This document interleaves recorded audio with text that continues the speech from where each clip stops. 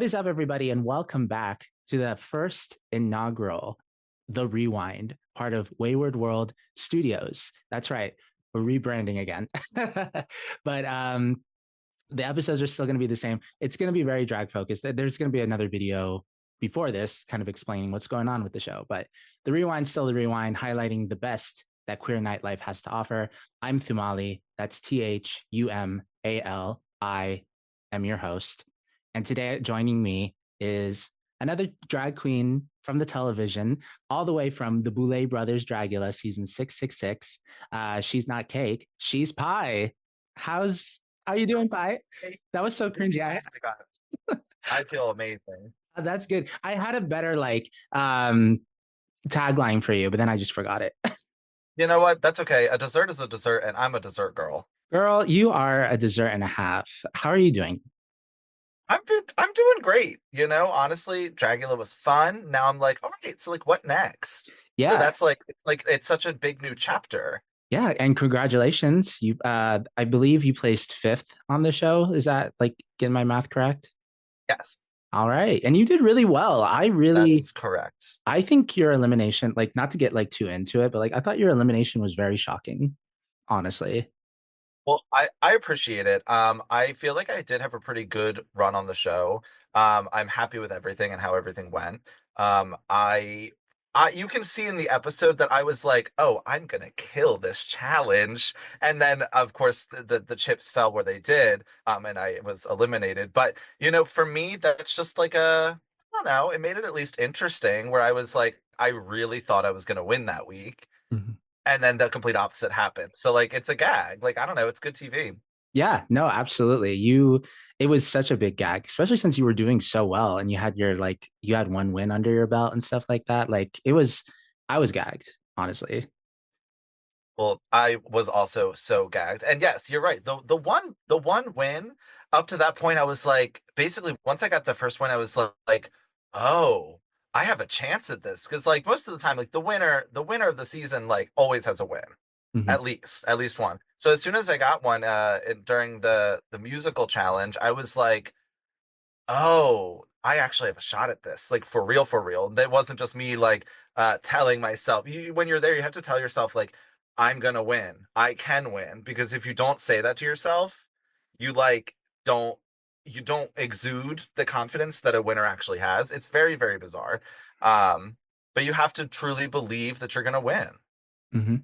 Yeah, no. Yeah, I believed in you. That's for sure. Thank you. Yeah, you Thank you did. so much. Also, it's good to see you again. I don't know if you remember me. Oh God.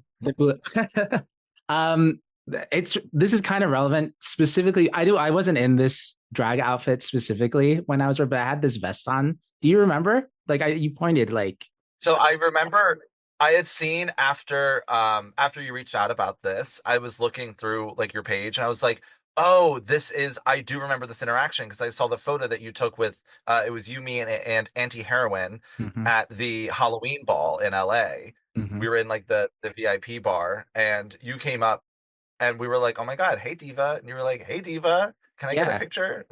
Fuck yeah. Well, actually, I think it was kind of the opposite. Auntie like stopped me and she wanted me to take a picture of you guys, and not knowing like I was a fan of the show.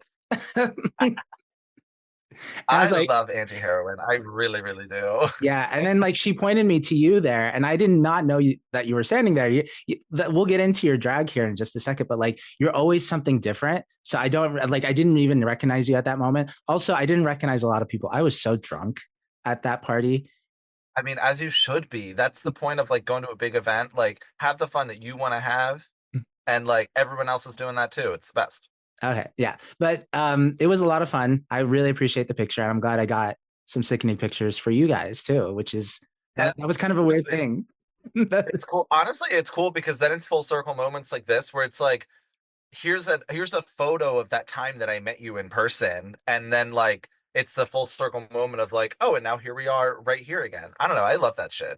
Oh It's really yeah, for nice. sure. And I'm also wearing a wig by my friend Acacia Forgot. I forgot. She designed the wig that was in that photo. Well, she made it. I bought it off her, and then I bought this one too specifically. which is from actually it is from season 17. I told Okay. her I reached out to her and her partner. I was like, I need her that wig from the first episode, the one that she almost got eliminated in, and there it is. It's sickening. I love it. I And love this wig so I'm sure much. she had so many weird memories attached to it. She was probably like, good riddance. Yeah, Let me get over that. I thought she looked stunning. She didn't deserve that participant, but I'm back. I truly, I mean, this wig is gorgeous. Oh, thank you. I am such a sucker for like a black wig. Like there's something about it that I started wearing black hair in drag, and then I got to the point where I was like, oh, I should just dye my actual hair black. Okay. Because I just like, I don't know, I like the balancing that it does, I think. It feels like sturdy. The only thing that ever sucks about like if I was wearing this out in a club, Mhm. it just like vanishes in Mm, like a dark room. It like vanishes like into a crowd. So then it's just like a little floating face. mhm. That's the only problem with wearing dark hair. Yeah. No, I get that. But you look stunning too. Let's get into you, Pi. I want to talk about you. We've never had anyone from Pennsylvania before. So Oh I'm, my God, really? yeah, you're the first Pittsburgh diva on the show. So I would like to know about Pittsburgh drag and then also how you got into drag. You started drag when the Boulet Brothers started drag back. Well, they didn't start drag. Let me make a correction. You started drag around the same time the Boulets did Dragula. I am from Philadelphia. Oh, Um, Philadelphia. Sorry. if you want to redo that, I'm happy to let you redo Oh that. no, I deserve it. I did the same thing with Aurora, so I deserve. I'm a bad host. No, please, Yeah, please. I yeah. mean, the thing with Pennsylvania, it's weird. Like Pennsylvania is so big, but it still it has Philadelphia and it has Pittsburgh, and they're two like pretty major cities in the same state, but they're so far apart. It's like a 5, 6 hour drive in between to get from Philly to Pittsburgh, and it's like they're so different. It's Mhm. wild. Interesting. So tell me about it. Tell me about your drag journey. I would like to know how you got your name and what inspired you to get in drag. Oh my gosh, yeah. So I was in college around I graduated college in 2016. So that senior year I had turned 21, or I think it was the year before, maybe. I turned 21 and basically I went to school in South Jersey. So Philadelphia was like my city. So when I turned 21, I started going out to the bars and the clubs, and I was like, this is really fun. I love this kind of like vibrant, like ephemeral energy that comes with going out into nightlife. And I found myself, me and my friend were kind of both interested in kind of pushing it a little bit. We were very inspired by the New York club kid scene, both of the past and of the present. This was around 2015, 2016 or so. So there was a really big resurgence of New York club kid, like all the Suzanne Barsh parties. Everything was kind of like happening. So I was like, oh, that's really fun. So I started dressing up and doing like weird makeup or like weird costumes and started making stuff for myself to kind of wear out because I wanted to I don't know, be a memory for people. I had always said like when I'm going out, if everybody blacks out and they don't remember anything from the night because they party too hard, I wanted to be like the one thing that they remember. So Mm. that just requires, me like pushing it to a limit where they're like, "Oh, what is that?" or "Who is that?" Um I feel like I still live by that today. Oh I'm yeah. just like I feel like I got to just push it. Mhm. Well, if anything, like when I was like as drunk as I was at the Boulet ball, like I do remember your clown, like killer clown outfit there. So it works. Like you're absolutely right there. I'll take it. No, I appreciate that. That's like truly one of the biggest compliments that I can receive. Love it. Everything that I try to make in drag, I wanted to have some sort of impact. Um, and I like to believe that it does it a lot. Mhm. No, yeah. I mean, like what you're wearing right now. Can you tell us a little bit about what you're wearing right now? Like this is very elaborate.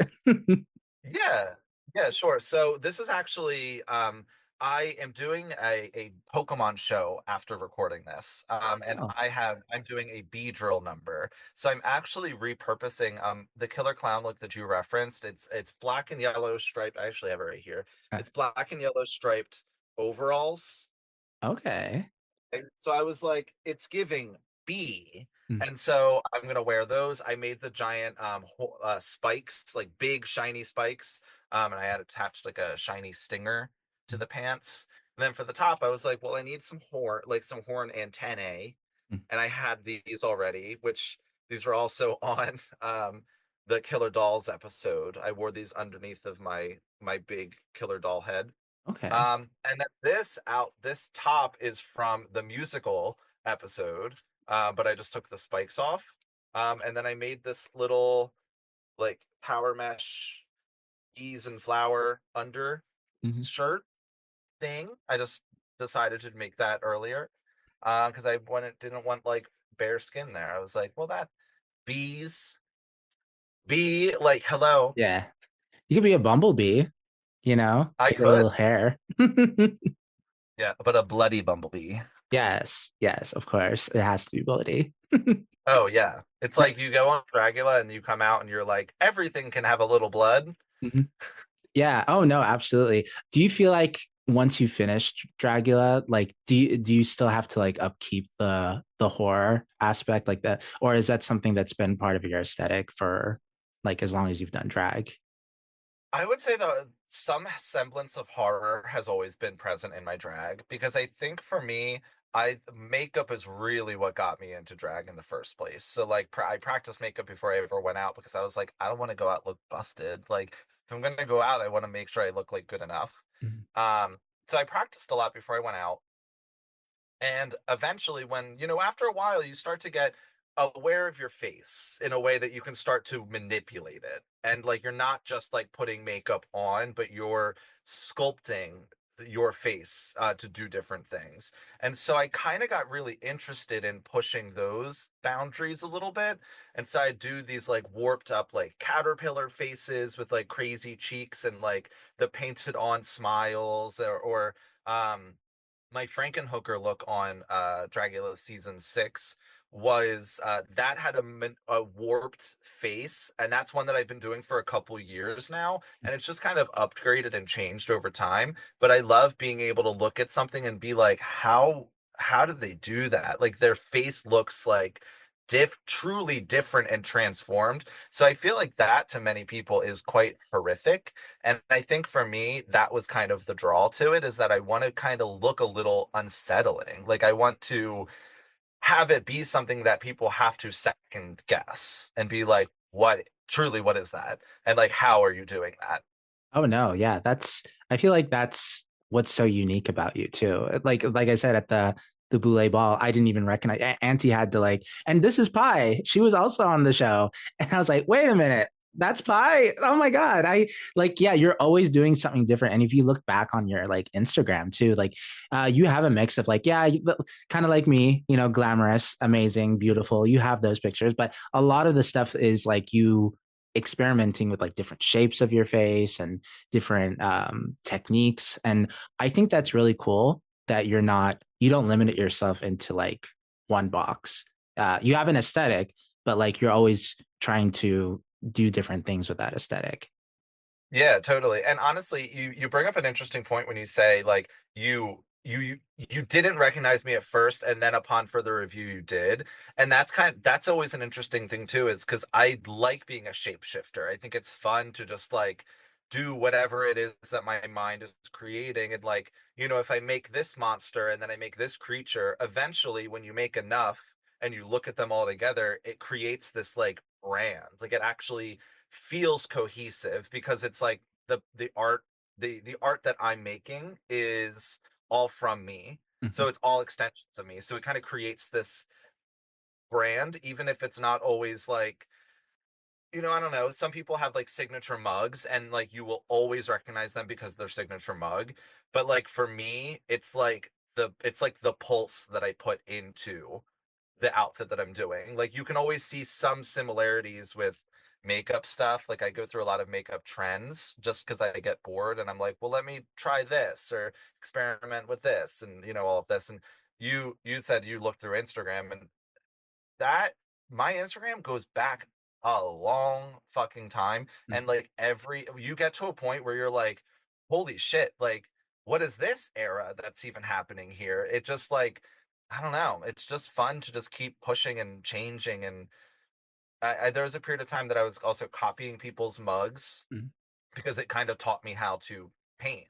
Mhm. Because it was like, oh, if I want my cheekbone to look like this, I have to just like ignore what my natural features are and paint it on. And like that really taught me a lot. And I interestingly, um at the time when I was copying people's makeup, I actually recreated Yuri's makeup at the time because she was an iconic, absolutely like iconic Instagram makeup artist like in that era. She is obviously still iconic, but at that time that was like she was like everywhere. Everybody knew her mug, and everybody was like kind of copying her mug also. But like recreating that mug like taught me a lot. Mhm. And I don't know, it's just oh, I just love makeup so much. I really do. Well, there is a second reason why I'm in drag right now, actually. And speaking of learning other people's mugs, you had a stint as a YouTuber for, Okay. yeah, this is a pie mug, actually. The glamour, like you were teaching people how to do the glamour mug with the orange eyeshadow and stuff like Yes, that. I sure I did did. I did pink because I liked red and pink, and this is what I've been doing all day. That's why we're late a little Oh bit. my God. I love it. And now I recognize like the harsh pink line underneath because I remember that in the orange. Hmm.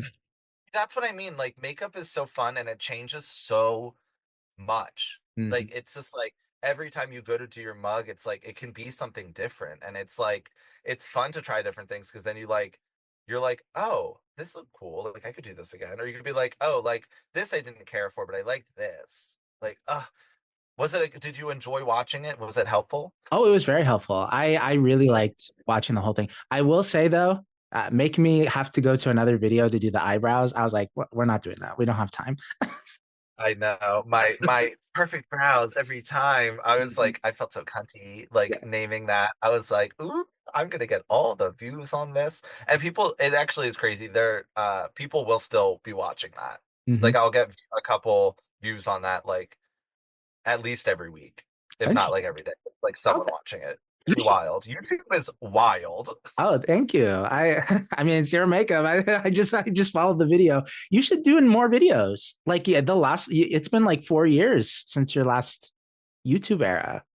Yeah, it's been a minute. I've been thinking about it, especially with, there's so much content that I was be able to put out on the show. I think showing more people behind the scenes of like getting to that makeup, like getting to that mug, is fun. And like I am a yapper, so I think about it, being able to just yap, yap for YouTube, and it sounds really fun. I think for me, the reason I haven't done it yet is just like the time to actually film stuff and edit stuff because like editing video is like a lot.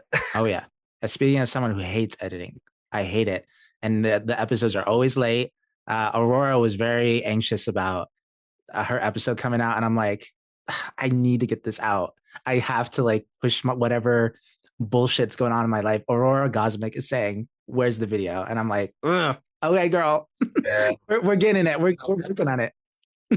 Editing is rough. It's just like hard and like because that's the thing too is like editing a video is like also like sculptural. Hmm. So like you're actually like putting some effort into it. And so if you have like a creative block, then you're kind of that carries over into uh, uh that task, which is unfortunately then like you can't release that video until it gets done. Ugh, it's Yeah.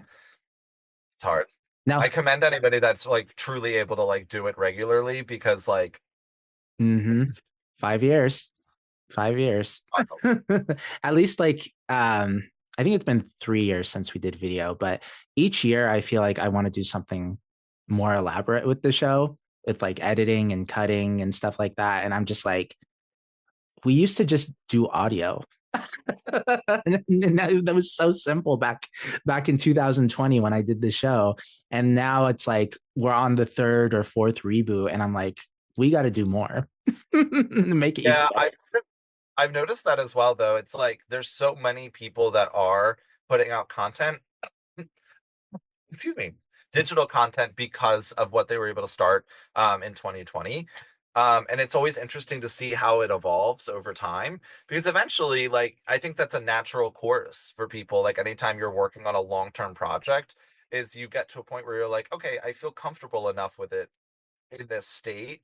I have the ability to take it a step further. Like, it's not just like, getting into the routine of filming stuff. It's like that's locked in at that point. You're kind of ready for the next step. Exactly. Going back to you, because we've kind of rambled a bit, which I enjoy. I love talking with you so I far. It's been love to really. ramble. Um, Talk about your aesthetic a little bit more. Like, who introduced you to like horror and like Club Kid era? Like, who introduced you to like drag initially, and like how did you develop your? Who helped you develop your aesthetic? Yeah, so I guess my aesthetic has been something that's kind of been weird because it kind of changes a lot. And that it's that changeability that kind of then turned into the aesthetic. Mm, But when I was starting, I was very, like I said, I was very inspired by like Club Kids, and big, bold costumes that are like meant to be seen in a club by like the others, like on the other side of the room. And so aesthetically, I found myself wanting to do these larger than life looks and kind of warping reality, very like kind of like a trippy experience. Like, mm, this is real, but it's like, what am I looking at? Playing with that on people. mm, Um, and when I was starting, I was always just very kind of like reason to do it on my own. Like, I was a big proprietor of like, I want to know how to do everything. Like, I want to know how to do my own makeup. I want to know how to make my own costumes and all of this stuff. Like, make my own mixes, etc. Um, but that being said, I'd be experimenting a lot with stuff. And I've always made my own drag, like even from the beginning. Almost everything that I've worn has all been made by me under most circumstances. And when I was learning, I was kind of teaching myself how to sew and do makeup and all these things. But as you're entering the drag scene, you get acquainted with more people. Eventually, I did meet. Early on, I had met Onyx on Dix, which was great. We've been friends since we both started drag. She's somebody that I would like creatively bounce ideas off of, and then eventually I met now is my drag mom, Iris Spector. She's an incredible performer. She's an incredible seamstress. And she's somebody that kind of taught me stuff when I ran into the issue. So mm. like when I was working on a costume by myself, I would reach a block where I'm like, I don't know how to do this, or I feel like there's a better way to do this. So I'd be able to reach out to her and she would guide me along. Or she would just like take it and kind of show me how to do it. And that was very, very useful. Oh, that's cool. I, I feel like I can relate to you in that front. A lot of the my art and like how I started out, like with podcasting or like theater and stuff like that, like I kind of learned it on my own, like I kind of built myself up to like being like, oh, I really want to learn how to do this. Like drag is so cool. I love drag queens and I want to do drag. But once I started like entering that field, I was introduced to a bunch of cool people that like, I can reach out to them and like ask for advice and stuff like that. I don't have a drag mom or anything like that though, to like really like discipline me, but I'm just starting out with this drag stuff. Podcasting has been something that I pretty much taught myself. Like I had no help really from anybody. It is really interesting how I've developed in that aspect of things because interviewing people is not easy, especially like No. being interesting and like talking and like having a repertoire with like the guests and stuff like that. Like it took a while for me to like find my groove and like what to hear from a guest and like how to react to that.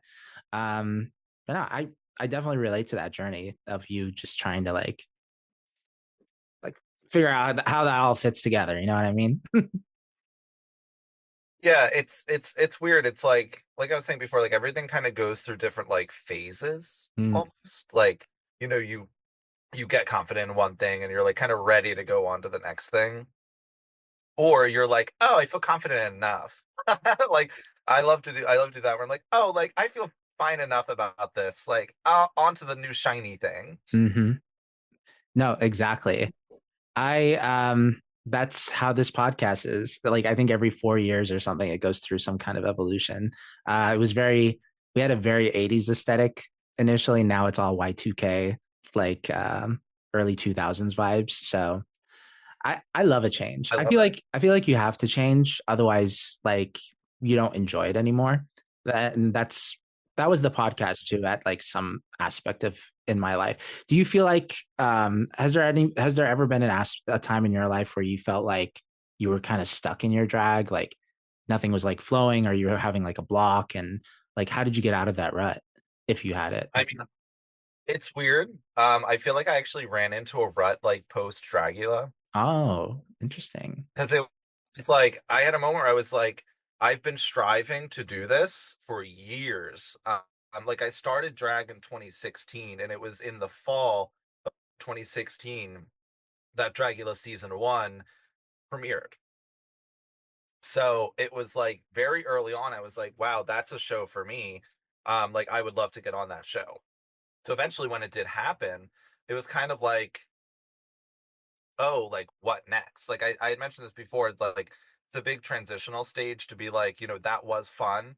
But like I had spent however many years striving and working towards that. So now it's like, I got the chance to like put together my package and like make it and put my stamp out there. But then it's like everything you've done up to that point is the end of like book one. Hmm. So now it's like very beginning of book two, and it's just like different. Oh yeah. No, And yeah. so I did have a little bit of like a creative block. Um, Mostly just because I feel like I don't know, I kind of feel like I left it all in the field. You Mm. know what I mean? Like I went there and I was like, I'm gonna fucking be on Dragula. Like I'm gonna like put everything that I possibly can into it. And it's just taken some time to like gain it back. I understand what you mean. Like basically, like Dracula was your magnum opus. Like, oh, like you're not necessarily like doing drag because you want to be on Dracula one day, but like Dracula is the goal. And I read online that you auditioned 3 times for the show. Like, yeah, you were really, really trying to get on to the show. And it's like, Yeah. well, now I'm on the show and now it's over. And that was like what? Like technical, like the filming and everything was done long time ago, but the actual show ended in November ish. Yeah. And now it's like, well, no, now. 2025 is looking cool. I do have some really cool stuff that's coming up Mhm. this year. I Do actually you? just finished working up on 2 costumes for a horror movie. They Ooh. tapped me because they saw my work on the show, and they were like, "Oh, we'd love for you to make these costumes." Mhm. And so I did. So I'm very excited for whenever that comes out, so I can be like, "I did that!" Yee! Oh yeah, that sounds really exciting. And you've done costumes before for other people, specifically JK and in their like was it like the Meet the Monsters interview? Like you did something for JK, didn't you? Yeah, I did Jay's promo look, the purple Promo. promo look with the Okay. yellow. I did Onyx's bug, or I collaborated with somebody on Onyx's bug alien look. Ooh. Um, and then I made from Drag Race, I made Saphira Crystal's promo look.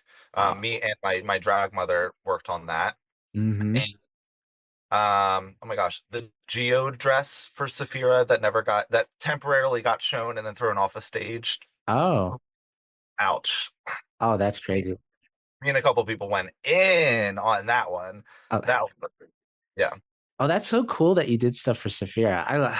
Saphira, like I loved her so much. Like she She did is a so well. she is a national treasure.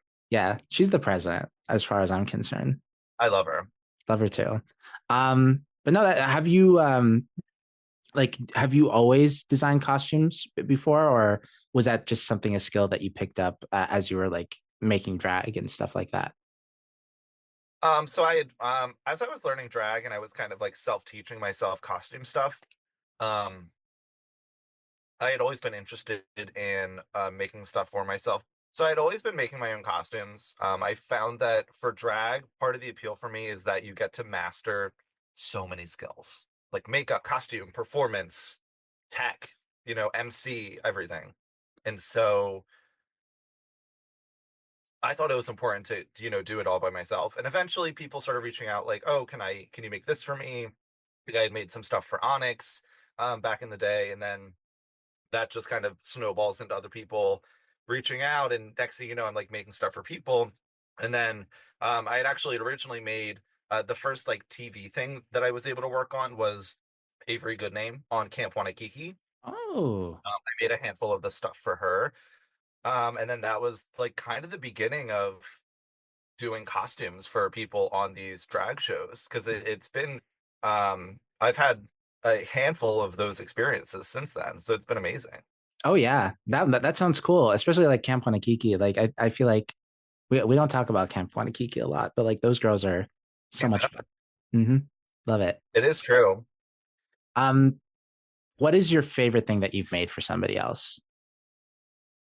Oh my god, my favorite thing that I made for somebody else, probably would say, hmm, I really do like Saphira's promo look. Mm, Because somebody had designed that. Miss Thing is a Philly performer hmm. and costume designer. She designed it, and then I had to like reverse engineer it and Oh, like figure out like how to actually make it fit to her body. And that costume was very challenging, mhm. like very very challenging. Very precise and clean, and like we had limited materials to work with because it was like a specific vinyl, Mhm. and so it like had to be perfect, and so that just like pushed me to a level that was like, wow, like I really did, like I did it, like I actually was able to push through that. And that is really not to say that like I would not have been able to do that costume without Iris though. Mhm. Also like in terms of like labor, in terms of like mental stuff too, where she's able to be like, hey, it's gonna be fine, you're gonna get this done. Oh And yeah. like, and we did. It was great. Yeah. No, it was a beautiful outfit. And like makes me want to like hire you to commit. Do you take commissions? Like yes and no. Okay. Like generally yes. I've been trying to spend most of my costuming energy onto these like televised moments, whether it be like movies or TV, um which I think is important that I at least keep that like my keep access to that, just because I don't want to like miss out on opportunities. But historically I do like local commissions as well. I've been on a little bit of a break recently, just as I'm trying to kind of like, the beginning of book two. I'm trying to kind of like see what I want to do with my time and my energy. So, Mm. so So what you're saying, yes, no, so what you're saying is I yes. need to get on Drag Race and then you can make me something. Uh, Drag Race. Hmm. Why not Dragula? Well, not to be like the Drag Race has a little bit more reach, but as a Saudi, like being on a very big platform like Drag Race would be so important for the culture. I just started doing drag actually. Like this is like my fourth time doing drag. I haven't performed or anything. I got my award for this podcast actually in drag because I was like, I'm here promoting queer nightlife. I need to be in drag.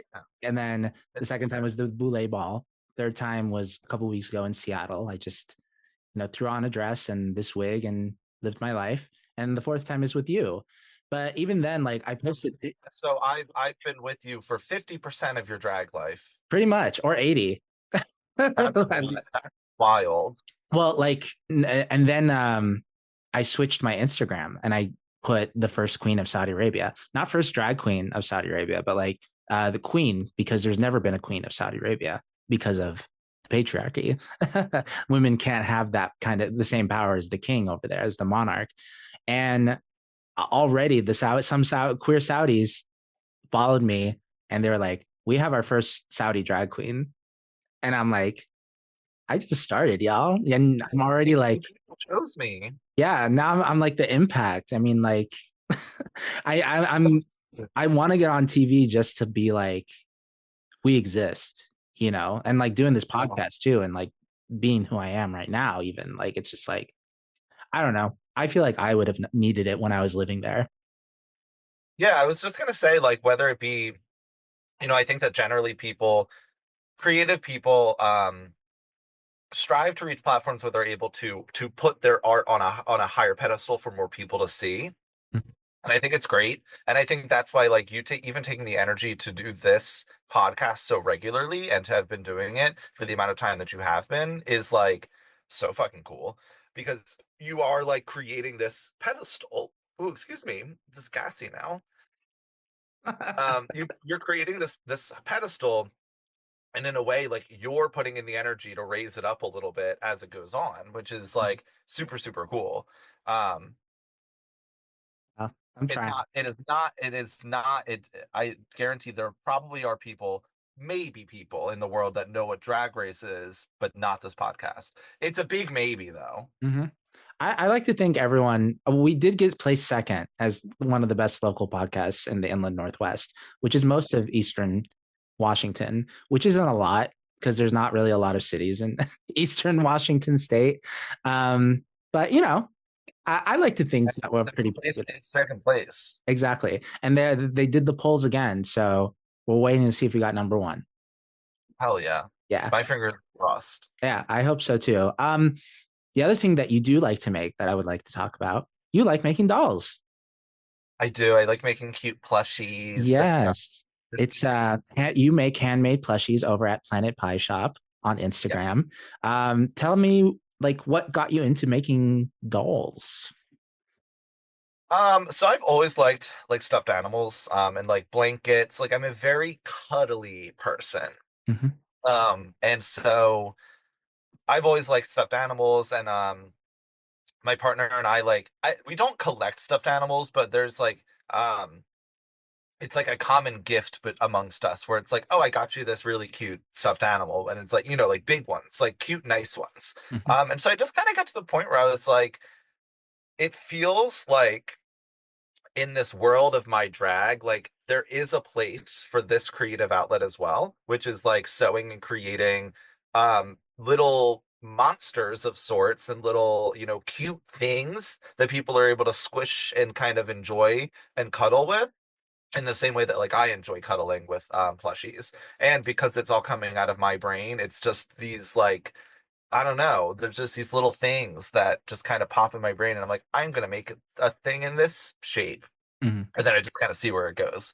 That's like how I do makeup too. I'm like, I kind of want this general thing, and then eventually it like turns into something. Um, yeah, making plushies, it's so fun. I like knowing that I'm like making the world a little cuter. Oh, that's so cool. Do you sell them often? Like, besides on like on your Instagram, do you go out like say to like events where they sell stuff, and do you sell your dolls and stuff like that? So I'm kind of in the process of trying to get more into that. I've been bringing any stock that I happen to have, I'll bring with me to shows, and I'll have them out as like my merch table. Because I've also recently got like stickers, and I have like prints. So I have like it's like my little merch stand. And so I figured like this is like also kind of part of that.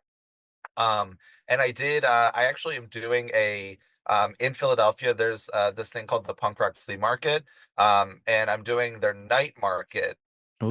in the net in a couple months, I want to say. I don't have the date off the top of my head, but I'm excited for that because that's like I get to be like, okay, I'm vending these. Like I have to like prep for that. So I don't know.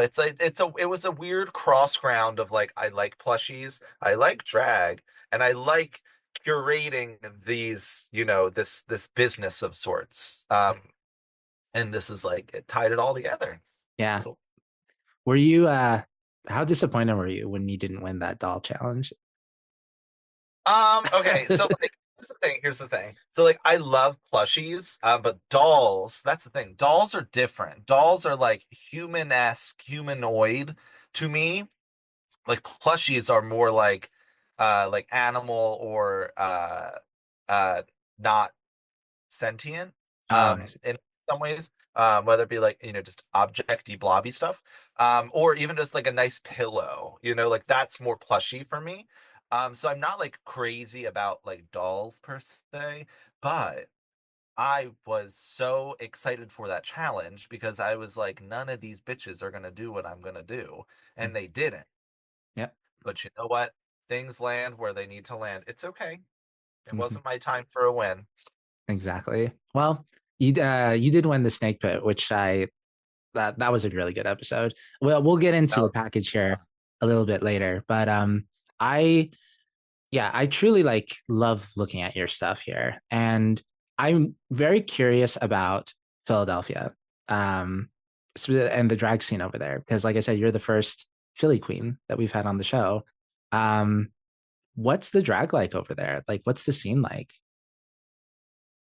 Philly drag is cool. Philly drag is like it's pretty eclectic. Like you'll have people that are doing like more like pageant-esque pageant aesthetic, but then you'll have like there's a lot of funny performers in Philly, whether they're doing like a mix that is designed to be funny or they're just like able to electrify like an audience with just like a certain je ne sais quoi, like a certain humorous element to it. But like across the board, Philly has great talent, Mhm. truly. Everybody's good at like what they do, I think is too. And like it's weird because Philly doesn't have like a ton of money per se. Like it's not like certain major cities where you are there's so many people that are seeking out drag as a consumer that it exists in Philly, but it's not the same as other cities. And so starting drag and doing drag is oftentimes for the sake of drag and for doing it like with your friends and your peers and your community. And so for me, that kind of turned into a thing where it was like, oh, well, like we're all doing this together because we love it. But then there's that friendly competitiveness where you're like, ooh, like you look so good tonight. Like I want to look better than you next time. Mm. And so that kind of like, it's this cycle of like community getting really good at something for the sake of like doing it and the passion of it. And so I feel like Philly has a really nice like heart when they're with their drag. Like they really are like you can see their soul like in what they're doing. It's Interesting. really cool. You might I might get this wrong or something, but isn't Philadelphia the city of brotherly love? Philly is the city of brotherly love. Yes, So there we it go. is. That makes sense now. Sisterly love Yes. and Lots brothers. of I mean, there is drag a kings. lot. There's a lot of I mean Philly, don't be fooled. Philly, you walk by somebody from Philly, they'll bark at you if they need to. Hmm. But the Philly drag scene will bark softly. I love that. How did you get your foot in the door? Were you born in Philadelphia? I grew up in South Jersey, Okay. so it's like right across the bridge. So I wasn't born here, but I moved here right after college, so 2016. Okay. How did you get your foot in the door? I just started going out in drag and like quickly became friends with people that were doing drag. And then one of the event producers at the time was putting on like a competition. They knew that I was interested in like doing drag, like performing and not just like turning looks. And so they were like, "Oh, like you should do this." And I was like, "Okay."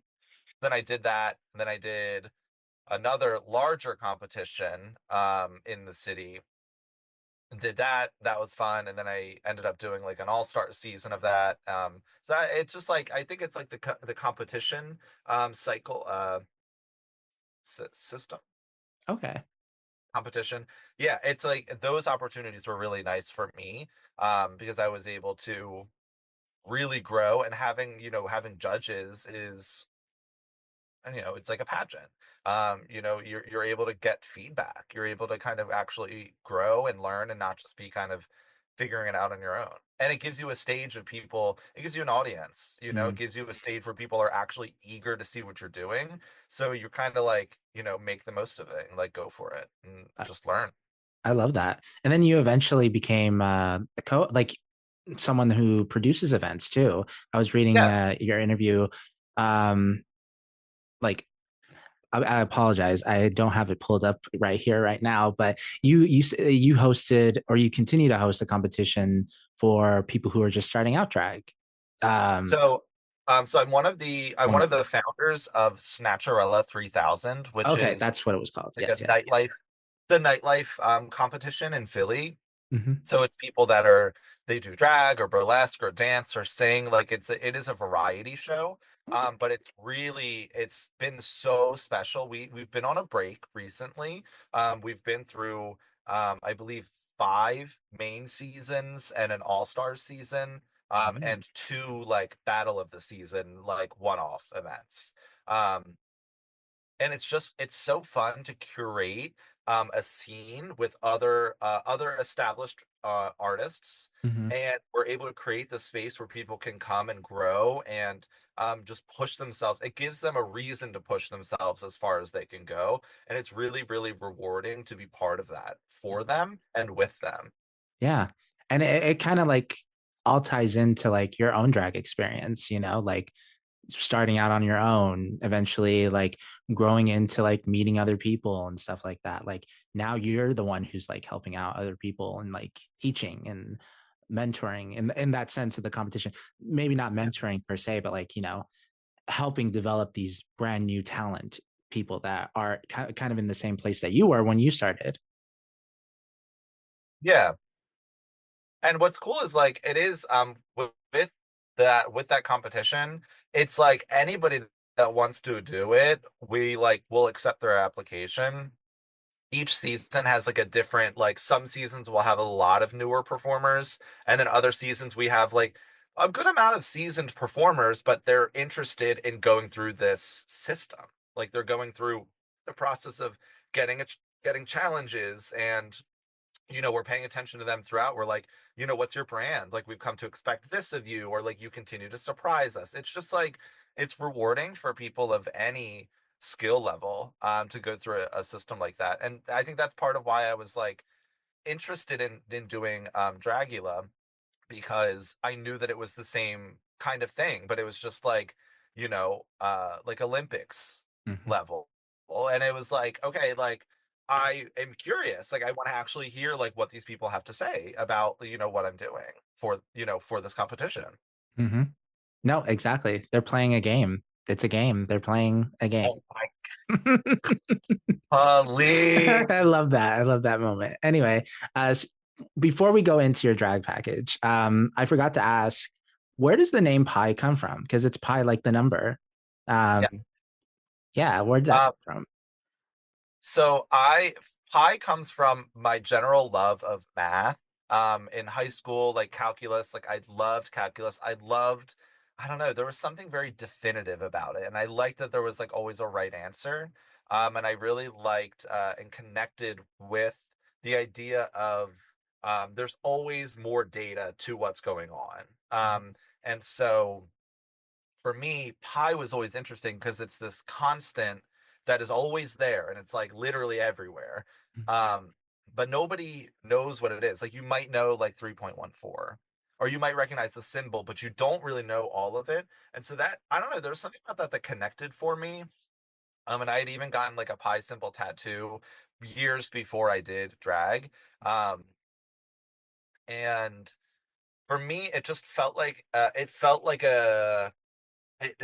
something that could hold, it felt like everything and nothing at the same time, if that makes sense. Like I liked that it was like you hear the name pi and you know what to expect, which is that you really don't actually know what to expect. Like you don't hear like a I love a quippy, classic drag name, but when you hear that you expect something, Hmm. or you expect like, oh, that's a funny name, they're a comedy queen. So I wanted to do something that was short, concise, a cute little symbol, or this long, insane, endless digit. And I don't know, it just felt correct. Like it just felt like that was like that's me. Yeah, the way we've been talking about your drag at the beginning of the show and then learning about uh Pi, like and what it stands for specifically, it makes sense totally. Like that is you to a Yeah. T. So it's just I don't know. I like that it's the world's my oyster, baby. Come and touch the pearl.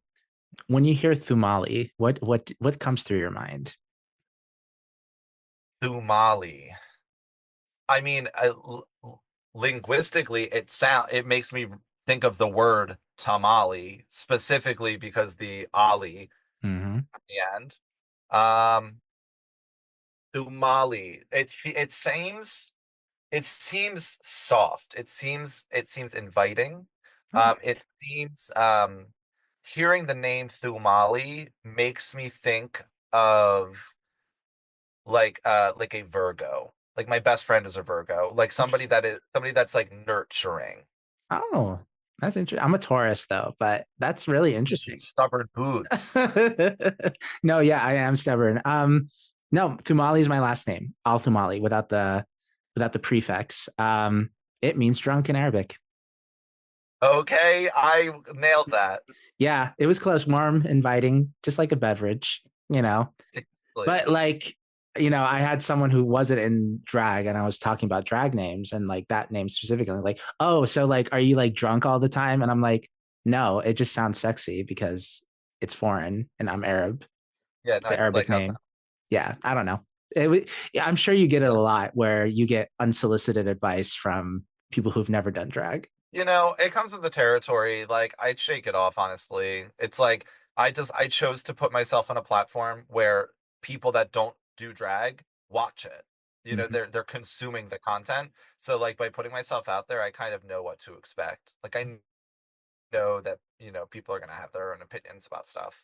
Exactly. And speaking of opinions, let's get into your drag. I was gonna say drag race. God damn. Your Dragula package here.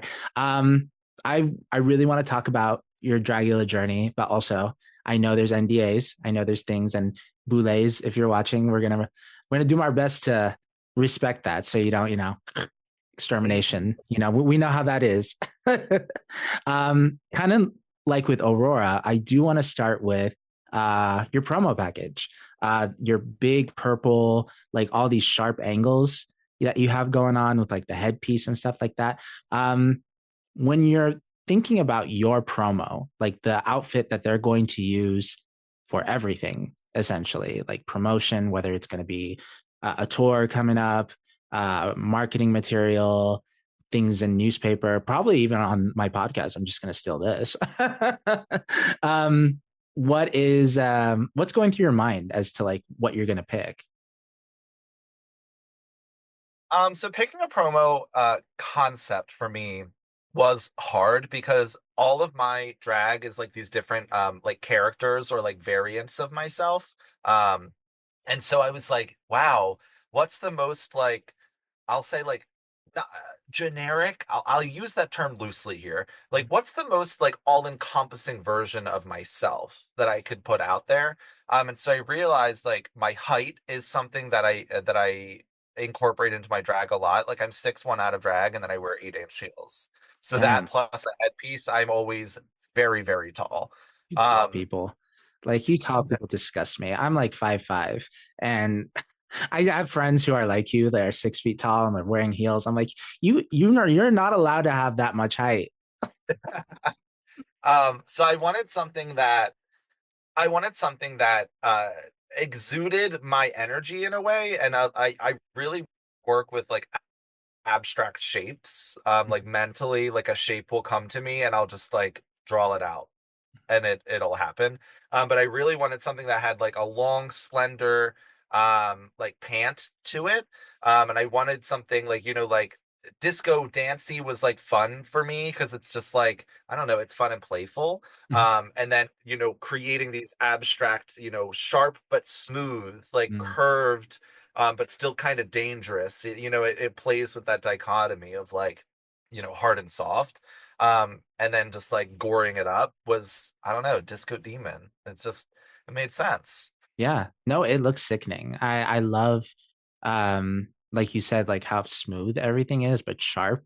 Yeah. Um, the makeup is really good, and I mean, you use it as your profile picture. Like, I think yeah, isn't that your profile picture on Instagram? Like, it's a version of that mug. Yeah.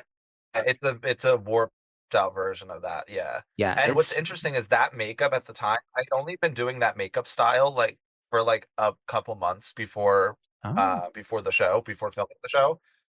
So it's weird how like that is like a time capsule of like how I was doing my makeup at the time. Okay. And then it's like already like changed like a couple times again since then.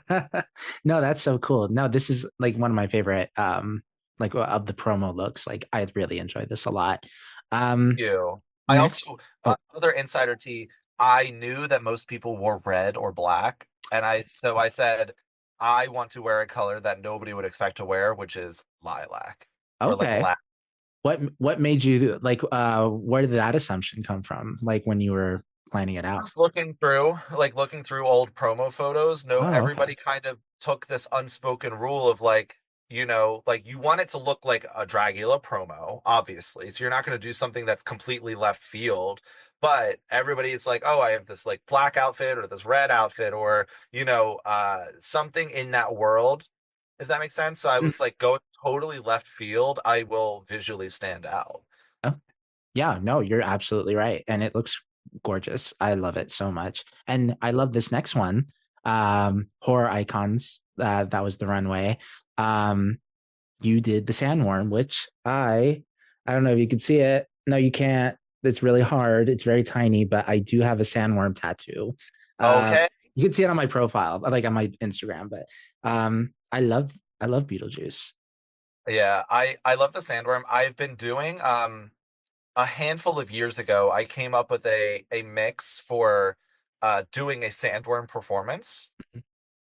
And so I have an old costume that I was like, okay, this I know that I have a performance with this, so like it makes sense that I already am connected with this character in a way. Like it's already in my repertoire.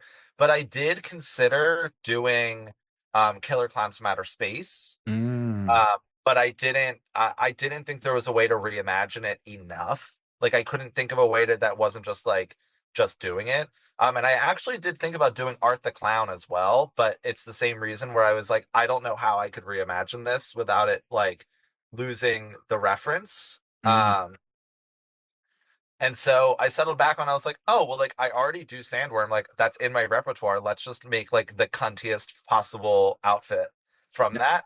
And I love, my drag on the show is very scaled. Like everything's very, very big. So I was like, I want this insane giant tail.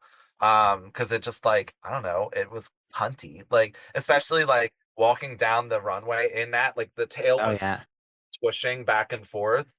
Oh, it was great. Yeah. And it's like, I don't know, it seems the decision to do the sandworm at all is like, oh, that's so stupid. And like Mhm. that's my favorite kind of drag to do.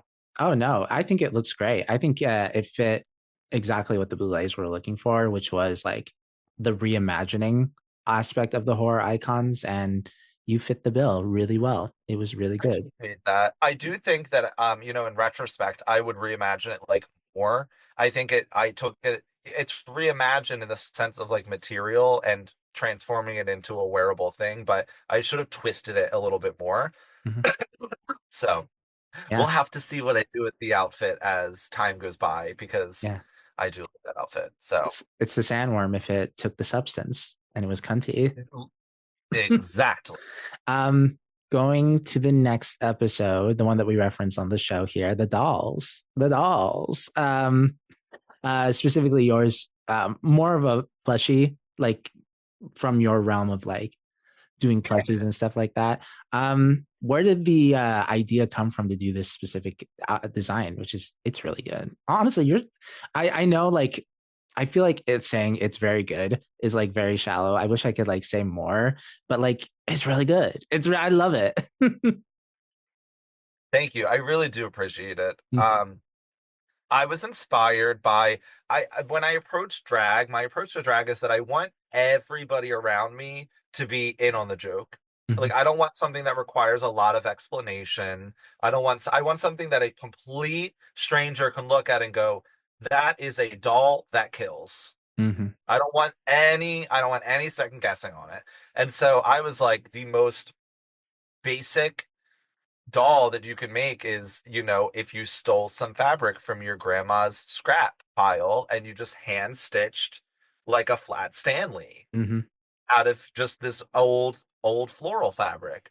And then it gets possessed by a demon and it starts killing people with a giant sewing needle. So for me, it was like I wanted to take something that was so simple, like the concept of like just a hand sewn doll, and scale it to be like whimsically scaled, where like the yarn and the yarn wig is like it looks like it just went life size. Mhm. Um, and like the sewing needle and stuff. Like I just thought it was so fun. Like I don't know, it just seemed like such a fun, like unique way to do it. Oh yeah, and your makeup again is like I really love it a lot. The pink, like looking like a tongue, essentially, like for like the mouth. I thought that was very smart. You could have just done any old mug, but I think like your face kind of blends in to the actual head of the doll, which I thought was like that was very smart. Yeah, originally the so like I said before, this headpiece is the one that I wore underneath of the doll head. Okay. Originally, I planned to take the head off, and Oh. then the mouth was going to be smaller, because you can see it's kind of folded up in some spots to fit my head, but it was supposed to be just jagged in front of me, and then I take off the head to like lip sync. Hmm. But I ended up not doing that because I was like, the headpiece is like the staple of this. Like, I can't just toss it away. Hmm. Like, I want it to be present for everything. So I was like, okay, I'll just modify it a little bit, last minute to kind of make my face out the whole time. And I'm glad that I did, because I was already the mobility was already very limited in that outfit. That Oh outfit yeah. was hot and big and cumbersome and also hot and also hot and also very sweaty. Yeah. Well, what's art without a little pain? You know what I mean? That that's drag. Um, this one, my audience will probably know a lot about it too, and whoever watched Dragula too as well. Baby New Year, and I say that specifically because Aurora also did Baby New Year, and Yeah, both of your Baby New Years. I will say though, I do like hers just a little bit more because, um, it felt a lot more grosser to me, and I had more of a visceral reaction to the poop. I have a fear of yeah. so like, but yours is also really good too. You also kind of play into that as well. Um, what was going through your mind picking this specific outfit? So when for the Holidays of Horror challenge, I originally, was just trying to think of like, okay, well, like what's a good holiday that's not going to get overdone? So immediately I was like, all right, well, I'm not doing Christmas because like to me, I was like, everybody's going to do Christmas. So then I started thinking, and then I had the big brain realization. I said, yes, your birthday, which is literally New Year's Eve, Oh. has an iconic character associated with it, the New Year's Eve baby. So I said, okay, that's actually perfect. And so I sketched out, a concept for it that was, this big lumpy, disturbing baby, like an adult baby, but Mm, still like reading as an actual baby, but like also not. It's like, again, it's wanting to be in that middle ground of like surreality where people are like, this is actually like uncanny. Like, mhm, this is actually like unpleasant to look at because of like how manipulated the silhouette is. mhm, Um, and yeah, so I love that look so much. It's so insane, and so just like fun. Um, I do think that I probably should have done some more filth involved. But at the same time, I know that like my embodiment of that baby like was nasty. Like oh yeah. I've had people say to me where they're like, even just watching you walk in as that baby, like Yes. really like was unpleasant to them. So I'm like, you know what? Good. Like I'll take it. That's what I wanted. Oh yeah, you have that like long abdomen, like the way it's Yeah. shaped too. It's kind of like you're waddling like a little like a little toddler. I Yeah. will ask you. Yeah, exactly. Oh yeah, the Rugrats for sure. I do want to ask you though, do you also hate children? Like, do you think children are disgusting like Aurora did? I'm like, yeah, yeah. Okay, that's Like fair. I'm just like, I don't know, like they're just not for me. I think the thing of it is that I'm the youngest of like my like generation. And I Okay. have I have two nephews, but they're, they're still quite young. So, um, yeah, I don't know. Babies are just a little weird to me.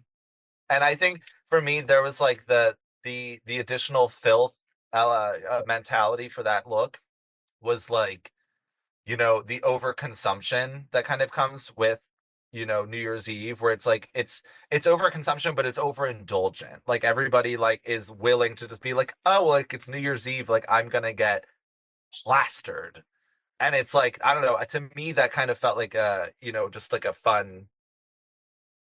No, it's just weird. It's a weird holiday, but it's Yeah. still fun. I Yeah. And agree. a baby represents getting drunk every year. So that's, Absolutely. yeah, very weird. I don't know.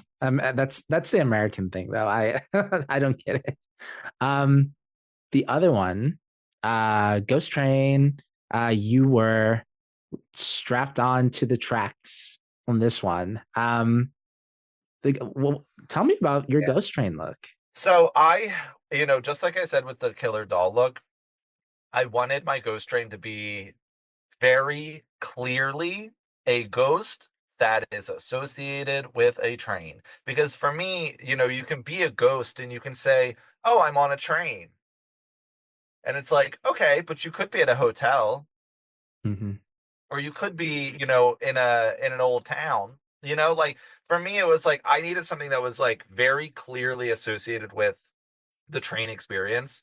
And so like this cartoony version of the damsel in distress comes to mind for me, for a train look. And I was like, oh well, like what if she didn't get saved and so she gets ran over instead, and then her body becomes a ghost but she's stuck to the tracks, so she has to break off part of the train tracks with her.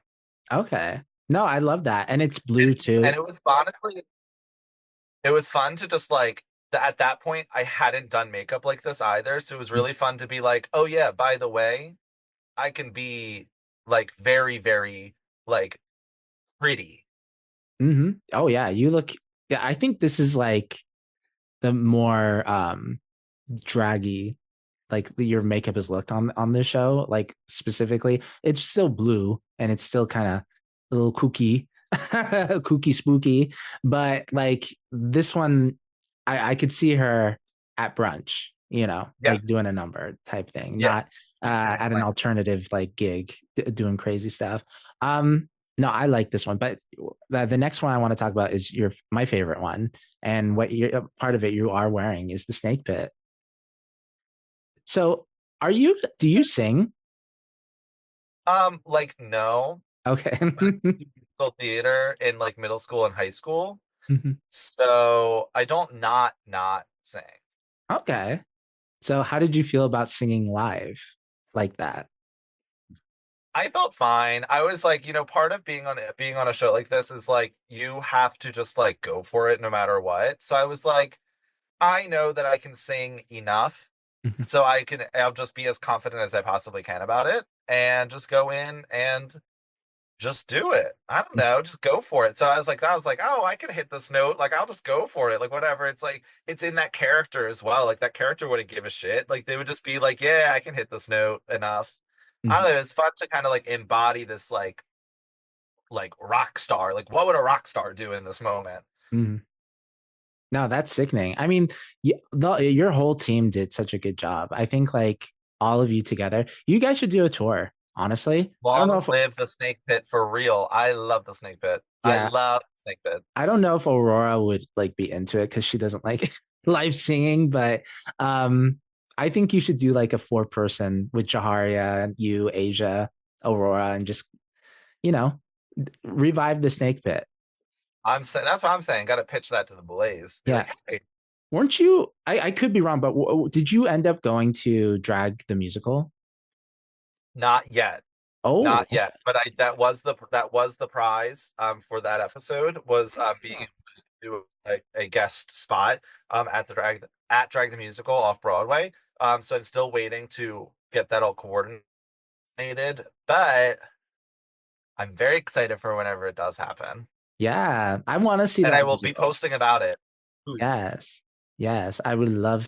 I want to see that musical. I don't want to go to New York to see it, but like I wanted to like tour and have it come here to Washington. Yup. Um, That would it be might, cool. I think it's so gaggy that it even exists off Broadway. yeah, and it's doing really well, which I'm very happy for Alaska in that moment. What was it like working with Alaska? Oh, she's great. Yeah, Yeah, she's a professional. She knows how to navigate, like a filming scenario, and like she was helpful, and like she was like, I don't know, she was cool. She was a treat. love it. I want to talk about the next couple looks that you have coming up are some of my favorite on the show. The monochrome now, the monochromatic look, where you had that face mask. I call it the bendy, like from the video game. Like it reminds me of like Bendy the Ink Blot. I have heard that. Yeah. Yeah. Tell me what that was probably a pretty big risk for you to like if I remember correctly, you covered up your face throughout the whole runway. Yeah, I knew it was a big risk. That one I wanted to do something that was again kind of playful. And so to me, like I knew a monochromatic monster could be anything, but I wanted to take a very, very specific energy of like cute and like playful, but also frightening. And so I came up with the concept of doing I came up with the concept of doing the tickle monster. And Oh. that is what kind of that's what it turned into visually because I knew that I wanted this the idea is when the tickle monster's hiding under your bed, they're a shadow. You don't see them. Mhm. The only thing you would see is this like almost Cheshire cat like grin at the foot of your bed, and then all of a sudden these tickly fingers all pop up from around the bed and get you. So Mhm. that's what it is like you're meant to see is those pieces, the ombre feather gloves, and the just the face, and then just embellished a little bit with some faux fur and feathers, to kind of create more of a tickly vibe. It's Mhm. very, I knew it was risky because conceptually it's like, oh, okay, Tickle Monster, that's definitely, it stands out. But then I knew that the execution, like I wanted it to look like a child drew this picture of the face, and then it's like, oh shit, that is actually what it looks like. That child was correct. That is Mhm. actually what the face looks like. Yeah. I knew this was a big risk to like try to push that story with it. And also with the outfit being like kind of simple. It's a bodysuit with some stuff glued onto it. Like I can't like pretend it's not. Um, so I knew it was a risk, but I knew that it was a risk that could pay off. I knew that it was like it's risky, but because it's so risky and it's so like off the wall that it could be like a good moment. So yeah, I liked it. And Yeah. I had no clue what bendy was, or other people have made other references. Yeah. It's kind of like it's But like I one of was those. like, tell me what it is. Yeah, it's kind of like it also reminds me of just kind of one of those old-timey black and white cartoons Yeah, a little bit, which I really yeah. like a lot. Someone was telling me there's somebody that they're an artist that I'm forgetting their name right now, but they do they do digital art, Mhm. and they were really excited about this look because it's like a rubber hose type Oh. uh, of like animation style where they like basically looks like people are made of like hoses. They're Mhm. kind of like wobbly, like wiggly around. And so they were excited about this look because they were like, this gives that exact era of like silent film or like, cartoon. And these like rubber hose cartoons. Yeah. And her body's tea, you know? Maybe she added down that outfit. She She's added down yeah, I don't know if I should be scared or turned on. You know what I mean? the point. It's a little bit of everything and also somehow nothing. Exactly. Um, my other favorite of yours is the Dungeons and Dragons Ah, one. I love the Dungeons and Dragons. My orc warrior. I Mhm. love this outfit so much. Yeah. Uh, it's crazy.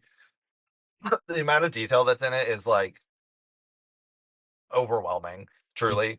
Um, yeah, I love this costume so much. It was really fun. What I found really enjoyable about this costume was like knowing that I get to embody this creature that I normally wouldn't. Like normally I wouldn't be this like her. kind of like energy, but it was fun. Like once I'm in the costume, I was like, oh, like I really am becoming this Mm-hmm. thing.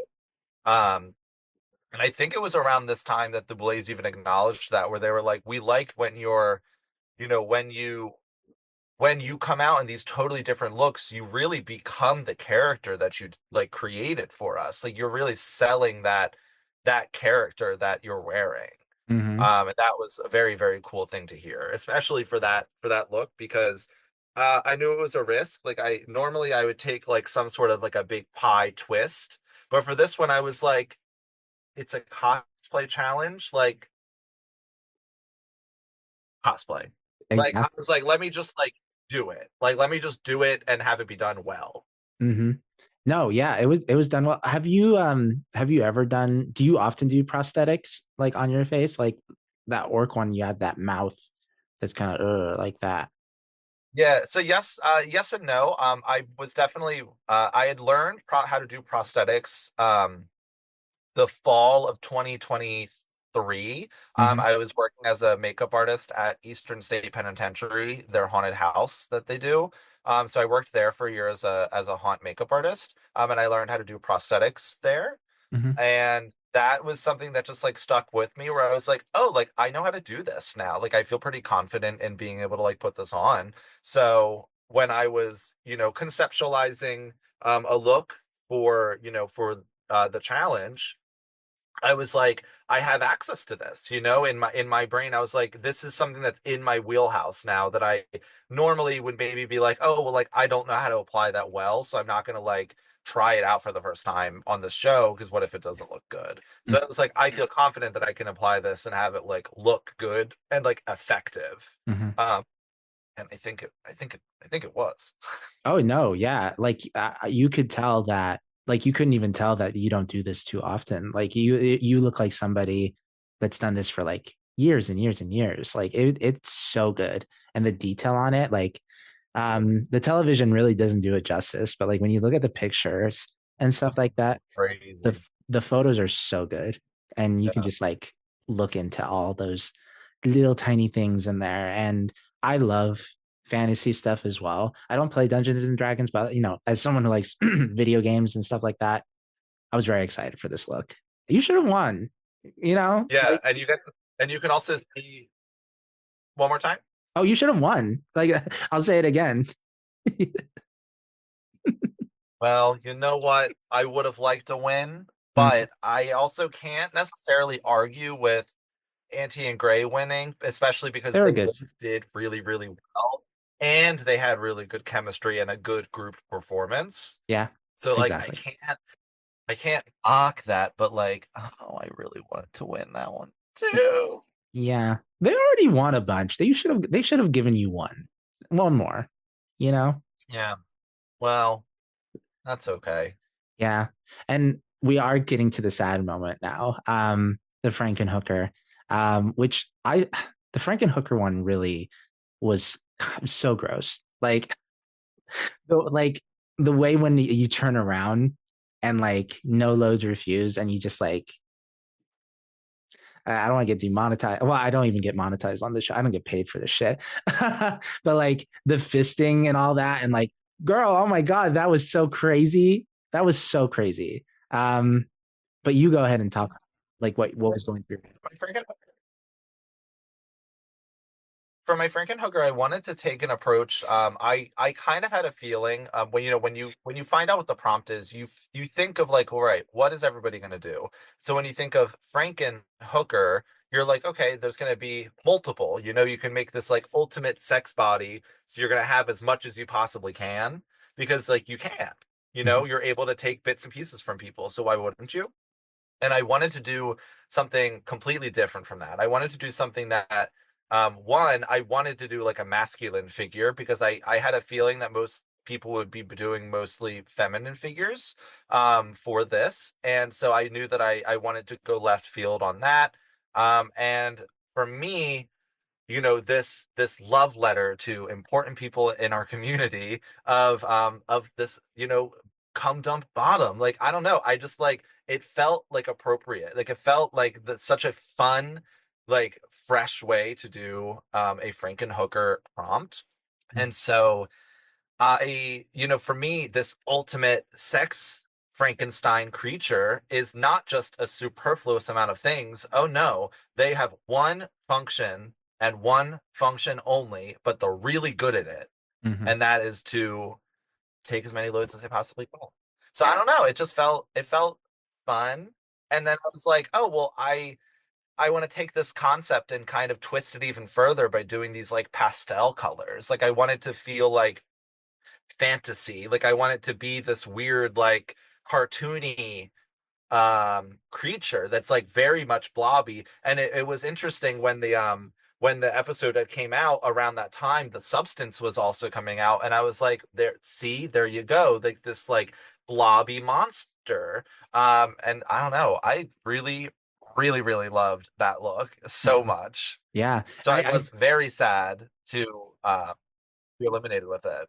Yeah, that was very sad. What was great, what I love about that look too is that on your Instagram, like the profile that it has, and it's just like the two eyes going up and down like that. It's hard not to laugh at it because it looks like it's your face. Like it's not like a prosthetic that you put on your face or anything. Like your eyes are there. It's just like the way you drew the eyes, it's like kind of unsettling, like how it looks droopy, but also kind of funny, like in a goofy quirky kind of way. Yeah, that's like I spoke about this before. Like I love doing this like, warped makeup where it's distorts and you kind of have to question what you're looking at. And I knew with the body doing that in such different ways, like I knew that it was like it all just worked Hmm. for me enough. And by worked, I mean, you know, we Yeah. saw how it turned out, but Well, I'm glad you represented the cum dump bottoms during that episode. I happy, happy to. Yeah. I Um, will honor them. we are getting towards the end of the show. I forgot to mention that we have like four lightning round questions, or five. I can't remember off the top of my head. And we'll be done here. Congratulations, study. Oh no, it's fine. They're consistent. They're not surprises or anything like that. But I do want to ask just a couple more things. Pick your favorite Dragula outfit and pick your least favorite. What was your favorite one from your package, and one that maybe not your least favorite, but one that you wish you would have tweaked a little bit more. Okay. I would say, oh, it is a hard question to pick my favorite. Mhm. I think my favorite, it's torn for me between the D&D just because it was so transformative. Um, oh fuck. Okay, it's tied between a couple. No, that's fine. It's your It's episode. tied You can do between whatever you want. my favorite outfit for my package, it's tied between my Frankenhooker look because I really thought that I hit the nail on the head with that one. Mm. Uh, and it still stands up to me. It's so crazy looking. But I do really love my Orc Warrior as well. But in terms of like a kind of a more quintessential pie look, I really love the baby. It's just so like goofy, and for me, it's like it's almost a stripped down version of like how I, approach my drag, where it's like it's so simple, like it's just a silhouette, and the material is just painted to look like skin, so it makes it unsettling. Mm. But in theory, like it's pretty simple. Like I don't know, it's really fun for me. Um, Now, for my least favorite outfit, I do like how my musical look turned out, but I wish that with rehearsing and stuff, like there's not as much, it's not the same. It's not the same approach. And so I wish that I was able to do something that kind of stood out a bit more because it just felt very simple. Like it felt like we were cohesive and in a band, but for me, I would have pushed myself like further if I was able to.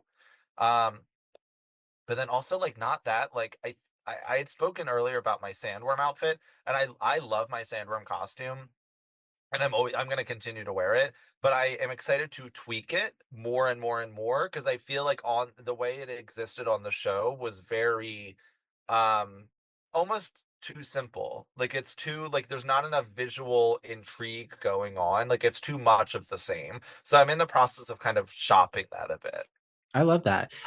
It's a good thing you brought the snake pit because I do agree. Like I love that you didn't have anything on like your chest and stomach. You know, come through tummy, come through chest. You know, but I think you could have probably added something like here Yeah. a little I bit mean, more. the also the realty is that like I have like I have a skin tone corset that I wear now, but I did not have it during filming. So like I would have like at least been corseted, or now I wear like a nude fishnet over top of like my torso. So I think even if I did that, it would have been like, oh, that reads better. I Like that see. read more like complete instead of like actual just open skin. Hmm. So, Who you cares? know, You won. You won that live and episode. learn. Yeah, I did that. I Yeah, did do that. But you did. again, props to Jaharia. Yeah, We got that choreo together for real. yeah. If Jaharia wasn't there, that would have been a different episode. That's for sure. It would have been different. Yeah, I think it would have been a little different. We would have figured something out. Would not have been the same. Would not have been what we did. Before we get to the lightning round section, I do want to ask, since it's we're kind of still in the beginning of 2025, the world's kind of on fire right now. Yeah, on fire. That doesn't sound right. Um, On fire. yeah, I think so. Yeah, Donald Trump is fucking everything up. Let's just say that. Sure Um, is. what are you looking forward to this year? Without like spoiling future stuff, like what is something that you'd like to do this year? I'm looking forward to traveling. Ooh. I think like now that my time on the show has happened, and now people are able to, like it's a new year. People are now like looking up and like, oh, like who do we want to, who do we want to have at Pride? Who do we want to have at this like Halloween show? This kind of stuff. Like I'm looking forward to traveling more this Mhm. year. Well, I heard about a little Boulet Brothers I love Dragula tour. that little like Thank you. Yeah, I'm trying to get it out of my face. um, there's a little Boulet like Brothers Dragula tour happening. And I don't know who's going to be a part of it, but assumptions, you know. I would love to be. I mean, the realty is that I would love to be part of it. I would absolutely love to tour in general. I love the idea of being able to see so many different cities all at once and meet so many different fans, and it just seems like so intensely positive of an experience. Mhm. But we will have to wait and see. Mhm. I hope you travel more though. Come to Seattle. Come to Washington. I would love to. I would love to. Unicorn. That's where I love Unicorn. oh, It's you've been so there? Yeah, I went to Seattle a couple years ago, Hmm. for like a week, I want to say. So I got to experience like a couple of stuff there. I went to Mothership. Ooh, I got to okay. see Irene I like mean, before she was on hmm. the show. Did I you think it see was Miss like pre Arietti? filming. And I got to see Arietti. Hmm. Pitch Arietti and Irene in person are like Crazy. ethereal. Like the level of talent is like absolutely insane. Oh yeah, Like for sure. truly insane. Yeah, and Arietti's just insane. I love Arietti so much. I bug her on in her DMs and stuff like that, but I also knew her before she got on Drag Race, so you know, and she knows who I Uh, am. So I mean, I go to the queer bar all the time, so like yeah, I've seen her perform so many times. So yeah, um, total. we have some really good stuff there. Unicorn, you should invite you for their Pride. That's what we had a lot of I Dragula people come. You let the right diva know. Yeah, I will. I'll figure it out. I'm a producer, so I'll figure it out. Tell you. Um, well, Pi, we are at the lightning round section of the show. Famously, Sigourney made fun of it because it wasn't really a lightning round. It's just four more Um, questions. Are you ready? okay, I'll try to take it as a lightning round and answer them quickly, Let's do which it. Let's do is it. hard for me. Yeah, it's going to be hard questions, that's for sure. So they're consistent, but they're hard ones. So are you Scared. ready? No, I'm scared. Oh, Okay, come ready. on. Scared though. Yeah, no, you've been on Dragula, girl. They freezed you in that ice cube box. Like That shit hurt. I That bet. so bad. Oh Okay, yeah, sorry. yeah. No, no. Keep going on that tangent. No, that looked terrible. I didn't even want to talk about it because I hate being. No, it sucked so bad because they were putting freezing cold water on us. Like Mm-hmm, very, very, very cold water. And then they were blowing like AC fans down on us, like mm-hmm. multiple. And it kept happening over and over and over again. And it got to the point where like the warm water, or I'm sorry, the ice cold water felt warm. Oh, It was interesting. like, oh, this moment of relief. Thank God this frozen water is coming down on me so I can feel some warmth. I Like love it was brutal. I walked out like actually like I like was shaking. Like that. couldn't stop. I love that. Did Well, stop eventually, but it was rough. yeah. Well, um, you don't have to do that again though. So that must be nice. I am relieved. All right. Maybe So next week, no? There I should be making I'm missing out on a brand deal. exactly. um, First question is describe a perfect day. What's a perfect day to you? Okay, a perfect day for me would be at an amusement park, if I'm being completely honest. Disney? I love drag. Drag's like a big passion for me, but like, baby, I'm a coaster enthusiast, Oh, okay? okay, That is like takes up a lot of my free time. Like I'm constantly watching YouTube videos about like roller coasters and amusement parks and all of the stuff. Like I'm very, very, very into it. So my perfect day would be at an amusement park. girl. And an extra perfect day would be at an amusement park and then at a haunted house that night. Ah, you're a Halloween Horror Nights Because girl. I love haunted houses. I absolutely love them so much. Hmm. Um, would love to my dream like job would be like working at a haunted house year round. Like Oh, working on the stuff that's so like they spend all year, and that's how they do it. They spend all year prepping for haunt season. Like I want to be on that team. Like that's my dream job. hmm. You should like talk to the And then be able to Boulets. and then be able to still do drag, like in addition to that. Yeah, you should talk to the Boulets. Do like a haunted house at like their Halloween party. That would be so sickening. Mhm. No, we're on the same wavelength. I love amusement parks too. I go to Disneyland every year. Oh, it's been so many years. My local park is Six Flags Great Adventure. And also not too far is like Hershey Park. Oh, Um, yes, that's and right. they are both so good. Oh. Especially since I love Hershey. Like I've always wanted to go to Hershey Park. It's a really, really good. It's a very, very good amusement park. Mhm. Really incredible, top-notch rides there. Yeah. Now I kind of So want chocolate. lightning. This is the lightning round. See, it's not really. Question number two. What's a song that describes your life right now? Oh God. A song that describes my life right now? Yeah. That's hard. Oh, you're making me think. Like Yep, yep. really think. Oh God. Oh no. I'm really blanking. I'm so sorry. Oh, that's okay. Take your time. No, you better please don't you edit this out. I can't have people knowing that I actually am indecisive. No, we're gonna leave this in. And we're gonna leave all the coughing that you've been doing too.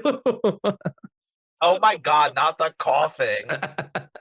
Oh God, a song that describes my life right now. Mhm. I'm gonna say Mamma Mia by Oh, ABBA. there we go. That is perfect. Speaking of Because unicorn, Mamma actually, Mia, what the hell? yeah, I love that song so much. Speaking of unicorn, actually, they do a cabaret, like a brunch, where the first half of it is just regular drag stuff, like routine comedy bits, stuff like that. And then the second half is a review show, a musical review in 30 minutes of like an entire musical. And the musical that they chose this time is Mamma Mia, or not Mamma Mia, but yeah, Mamma Mia, the musical. Yeah, that's fun. Hmm. So that's a good song too. I love ABBA. I do love ABBA. Yeah. What gay person doesn't like ABBA? A bad one. No, that's not true. There's no such thing as bad person. There's no such thing as bad gay person. Except the LGB Unless with you're a the bad gay T. person. The LGB without the T people. Come on. Yeah, then you're a bad person. Exactly. That will be the song that we use to promote this episode, by the way. LOL. Mm-hmm. Yep. Question number three. You kind of answer this on creatures of the night, but it's a little twist. What is your favorite third horror movie? You My answered favorite, my favorite third horror Mhm. movie, like my third favorite. Your third favorite. Yep. Okay, list the ones that I listed.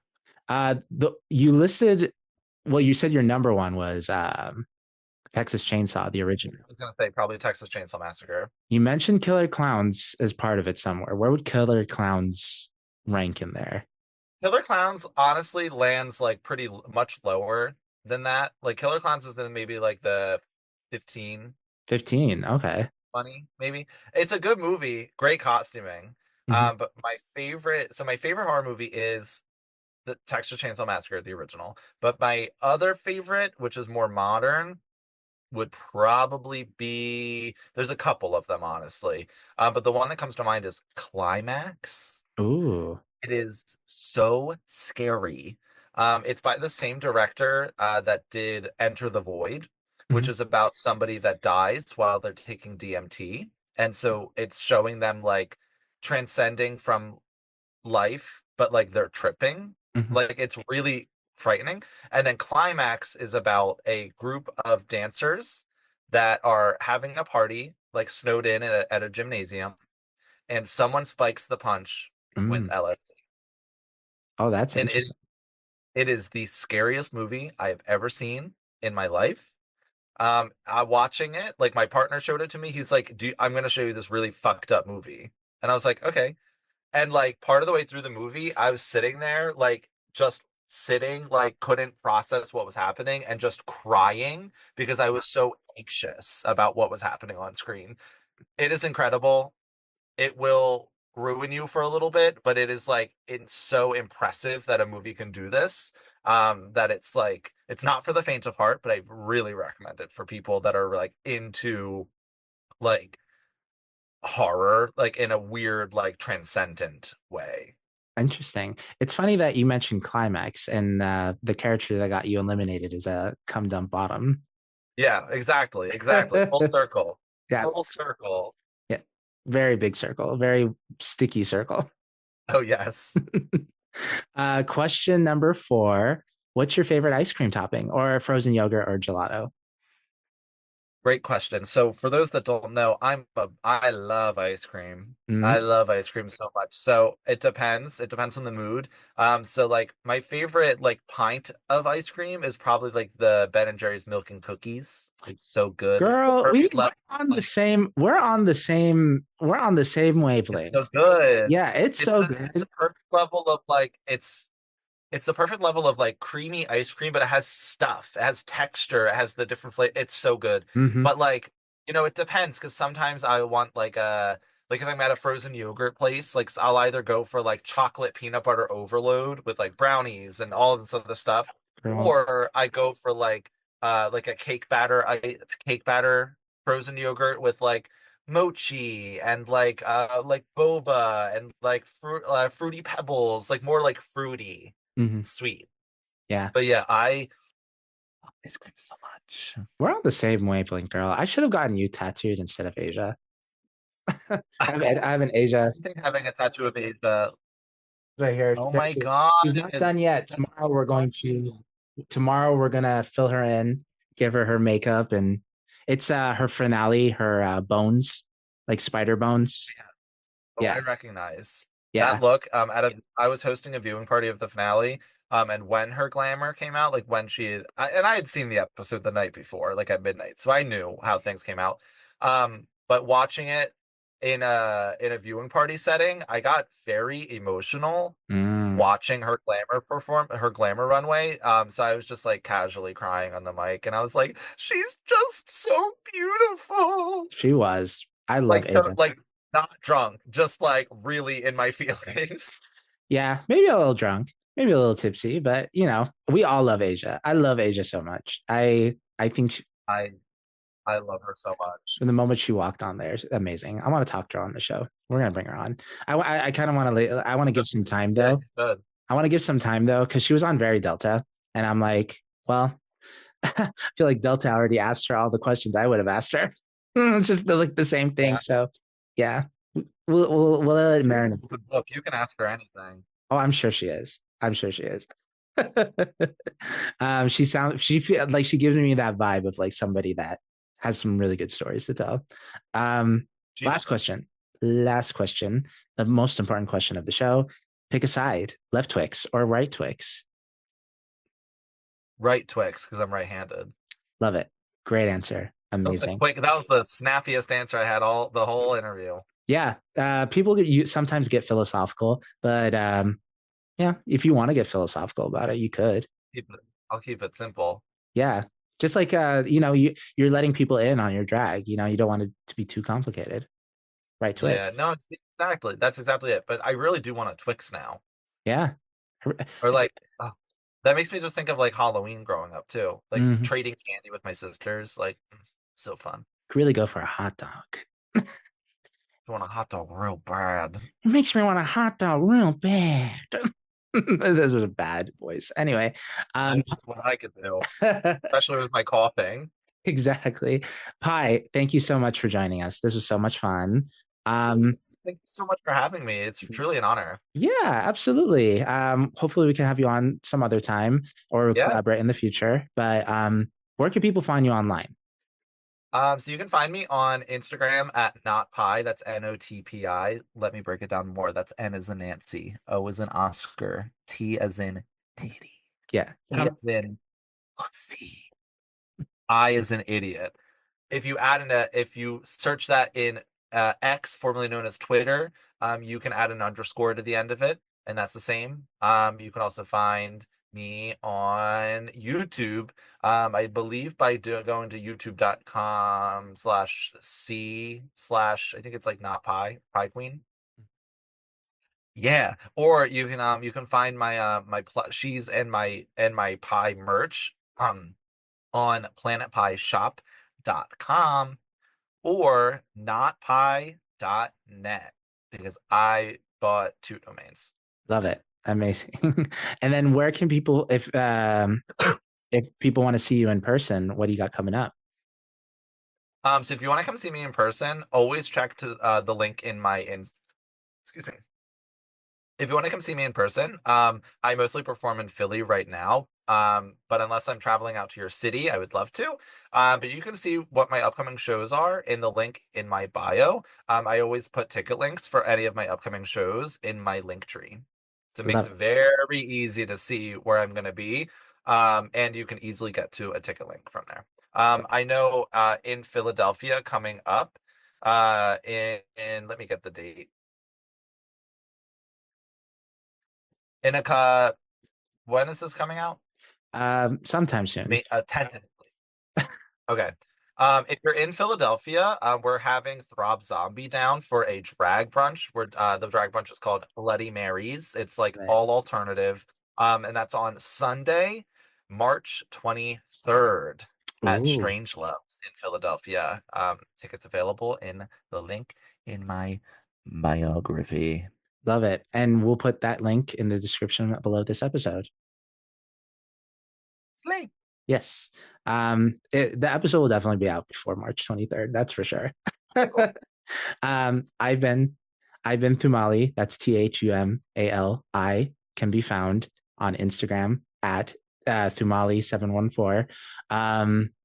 Follow the podcast. We're gonna have some amazing guests coming up on the show, both local and from the television. So please be on the lookout for that. Thank you again, Pi, for being on this show. And Thank you so much for having me. It really thank was so you. much fun. Such an honor. Thank you. And then Wayward Artist, without further ado, it's been real.